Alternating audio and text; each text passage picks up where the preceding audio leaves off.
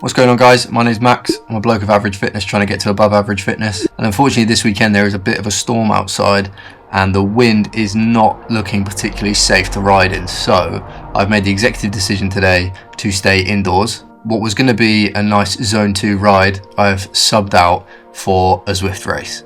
It's going to be interesting to see if the recent training has actually paid off.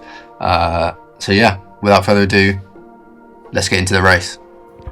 And welcome to the first ZWIFT race of this year, I'm pretty sure. I don't think I've done another ZWIFT race this year, but out of the gate, as always, we are going absolutely flat out. I think I was pulling about 400 to 500 watts straight out the gate, because I remember the first time I did a ZWIFT race, the one thing that stuck out to my head was that everyone absolutely guns it straight out the gate. So I knew going into it that it was going to be a pretty spicy start.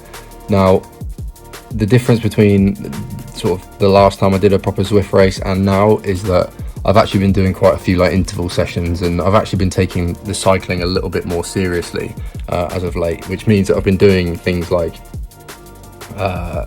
basic interval sessions, 30-30, stuff like that. Stuff that means that I'm able to continue digging where before I probably wouldn't have been able to, and also sweet spots.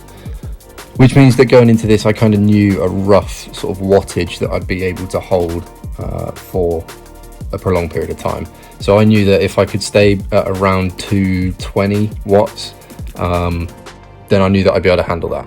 I think before, in the last ZWIFT race I did, I was like, well, I had no idea about any numbers or anything like that. So I just see my wattage spike and be like, okay, I'll try and hold this. And then later I realized, obviously, when you're trying to hold 400 watts, it's like, well, you're not going to be able to do that, are you, mate? So this time, every time that I got to a hard bit, I knew that I'd probably be all right, or at least be able to hold that for a little bit of time, just so that I can stay with the group. But my main goal for this entire race pretty much was just to sit with the group.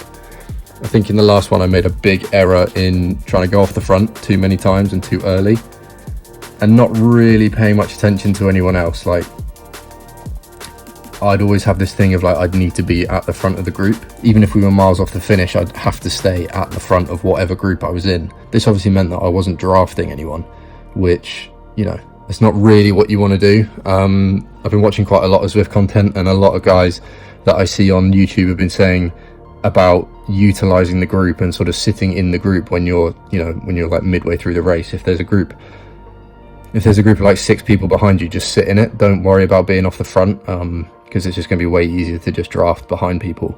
So I was really trying to put this into practice. Obviously, you know, going up climbs and stuff like that, I was just trying to actually, well, get up them with some decent power. Obviously had some bottles to the side of me there. I had one bottle full of carb mix and another bottle full of electrolytes. But yeah, I was really trying my best to stay with a group. You can see here I'm like P12 out of 41, which I'm like absolutely massively buzzing with, to be fair. Like, the race I did last time, I was well off the back. So yeah, I was pretty happy to sort of be sort of in the top half of the group. And yeah, throughout the whole race, the only goal was to stay in the top half. And I just didn't want to let the guys build too much of a gap. You can see here that I'm pacing myself pretty well. You see in a minute that a little group starts to form. Myself and a few of the guys that are sort of mid-table, we sort of form a little pack, and we work together pretty well.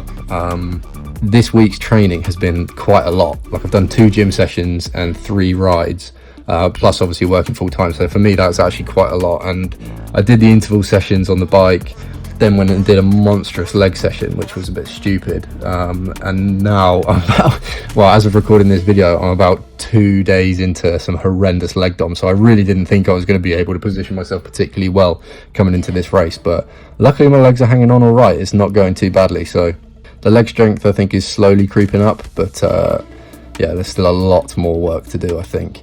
Shaving my legs has not made any impact, as expected, to my cycling ability, which is not ideal. I think this syncing guy is going to be a bit of an issue. About 14k. So this is now going into the second half of the race. Thought I'd skip on a little bit because not really too much happened in the mid part of the race. But here is where things start to get a bit more tactical. So you can see this is the group that sort of started to form. It's myself, Simpkins, Stevens, and then Thomas is way off the back there. And that Gref back. So yeah, there's 4 of us here, and I basically decide, right, I'm going to sit in with these guys. I'm going to let these guys do as much work as I can get them to do, basically, and I'm just going to sit in with them. I knew that Simpkin guy was going to be a bit of an issue, because I could see through in that midpoint he kept sort of testing, he kept sort of dropping little watt bombs and building a couple of meters between us. So I was kind of waiting for him to just all of a sudden go for a breakaway, but he didn't end up doing that, and luckily I was able to work with these guys pretty well. And as I said, I'm constantly keeping an eye on my wattage. I can see every now and again my wattage will spike, I'll get up to sort of 300 watts, and then as soon as that happens, I'm trying to make a conscious effort to bring my watts down. As I said, if I can stay around 230, 240, I know that I'm in a good position. I know off the back of my FTP test that I will be able to hold. I know that I can basically hold that wattage for a little bit of time. So yeah, anytime it goes up, I try and go back to that. Obviously making sure that I'm not dropping off the back. If I'm holding 230 watts and I'm dropping off the back, then obviously I'm going to increase it. But if I can hold 230 and stay in a good position, then I'm going to try and do that. And at this point, things are going pretty well. It's basically just rolling turns. Wherever, if I'm feeling good and I think I can push a little bit harder, I will, but I'm trying to operate knowing that there's likely going to be a sprint finish here. Whenever you're in a pack, and you know, at this point we're only 3k out from the finish, I know that if I stay with these guys, I'm going to have to sprint against these guys for the win.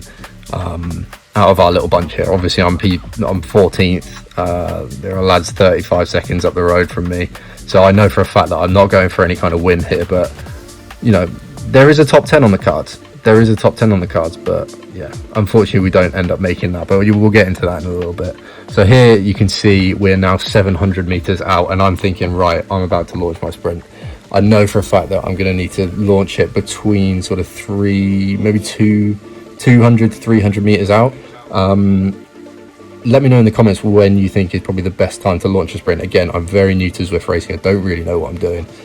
I just assume that 200-300 meters is probably the best.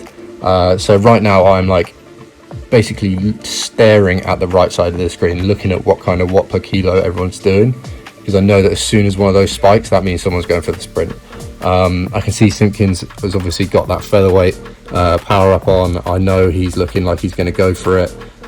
So at this point you can see the watts are slowly ramping up, like it's getting quicker and quicker and quicker. You can see that Grefbeck guy, he's going for it. I decide to drop the hammer. I can see that I'm reeling them in, and I can see the line coming up. I'm like, right, give it everything. Let's go.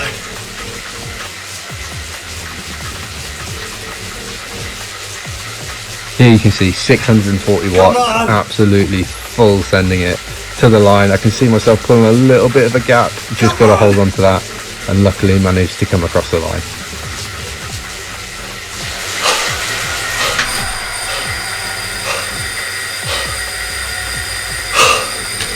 Come on!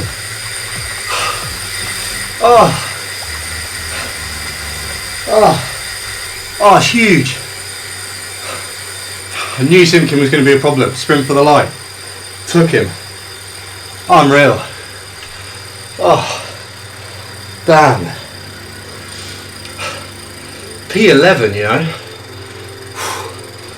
It's not top 10, but we'll take it. Oh, my legs are fried. Jeez. Alright, so it is a couple hours later. My legs are feeling it, to say the least. But we're going to break down the stats of this ride, because to be fair, I'm actually well happy with that. Obviously, this is a little bit different because it's on Zwift, but the distance we did was 25k, elevation was 207 meters, and the average power was 218 watts, which I was kind of hoping that it would be more than that. I kind of expected it to be a little bit more than that. Max power was 718 watts, and the weighted average power was 224. If someone could let me know what the difference between average power and weighted average power is, that would be great. Max heart rate 184. Yeah, I'm actually really happy with how that Zwift race went. It's nice to not be dropped off the back and to be able to do a Zwift race that, you know, where I can actually hold a group my cycling ability is obviously getting better. Obviously with racing, I guess you're kind of at the mercy of whoever is there on the day. So yeah, let me know if you want me to do more of these. I will be doing more and more Zwifting throughout this winter as I continue to take cycling a lot more seriously. And if you want to see some of the sessions, then definitely let me know.